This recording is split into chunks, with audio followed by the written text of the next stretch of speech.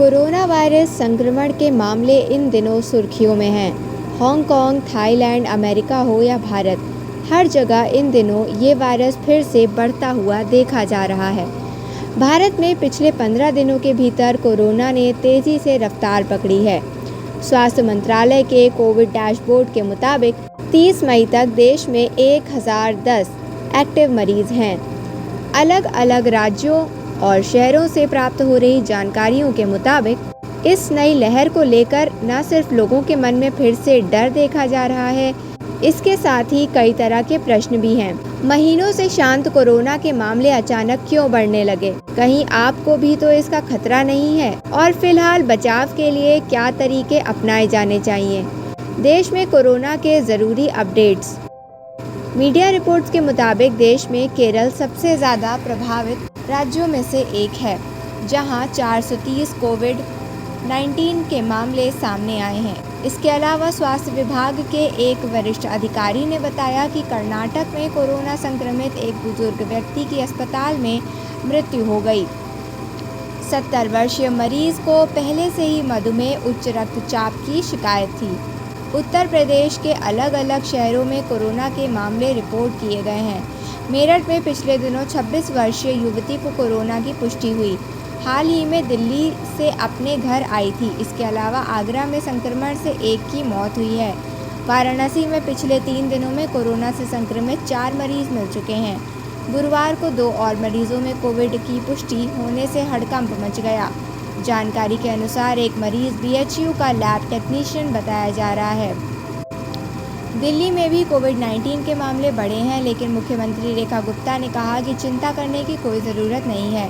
सभी लोग बचाव के लिए एहतियाती कदम उठाते रहें। गौतम बुद्ध नगर जिले में बृहस्पतिवार को 5 नए कोरोना के मरीज मिले हैं। सभी मरीज होम आइसोलेशन में हैं। नए मिले इन मरीजों में 3 महिला और 2 पुरुष शामिल हैं। अब कोविड मरीजों का आंकड़ा बढ़कर 24 हो गया है। राजस्थान से प्राप्त हो रही जानकारी के मुताबिक यहां जयपुर में सबसे ज़्यादा 17 केस हैं। राजधानी जयपुर के सवाई मानसिंह अस्पताल में कोरोना मरीजों के सैंपल जीनोम सीक्वेंसिंग के लिए पुणे भेजे गए थे। गुरुवार को इनकी रिपोर्ट आ गई है। पुणे स्थित NIV लैब में भेजे गए 4 मरीजों के सैंपल में से 2 में XFG और LF 7.9 के 2 केस मिले हैं। मध्य प्रदेश के इंदौर में भी कोरोना संक्रमण बढ़ने की खबर है। पिछले 3 दिनों में 4 नए मरीजों की पुष्टि हुई है, जिनमें 2 विदेश और दूसरे राज्यों से लौटे यात्री शामिल हैं। इस साल अब तक 16 मरीज सामने आ चुके हैं। क्या कहते हैं डॉक्टर? इस बार फैल रहा कोरोना वैसे तो ज़्यादा चिंताकारक नहीं है, पर सभी लोगों को सावधान रहने की आवश्यकता ज़रूर है। वायरस जिंदा रहने के लिए बार बार म्यूटेट होता रहता है। इसके कारण नए वेरिएंट सामने आते रहते हैं। फिलहाल ओमिक्रॉन और अब इसके सब वेरिएंट ही सबसे ज़्यादा प्रभावी हैं, जिन्हें अब तक के अध्ययनों में अति संक्रामक ज़रूर पाया गया है, पर इसके कारण गंभीर रोग का खतरा ज़्यादा नहीं है। कहीं आपको भी तो नहीं है ये खतरा? डॉक्टर कहते हैं कोरोना वैसे तो किसी को भी हो सकता है, बच्चे हों या बुजुर्ग, पर अधिकतर मामले 65 साल से अधिक उम्र कोमोर्बिड लोगों में देखे जा रहे हैं। अगर आपकी इम्यूनिटी कमज़ोर है तो भी अलर्ट रहने की ज़रूरत है। अगर आप भी इनमें से हैं तो अतिरिक्त सावधानी ज़रूरी है।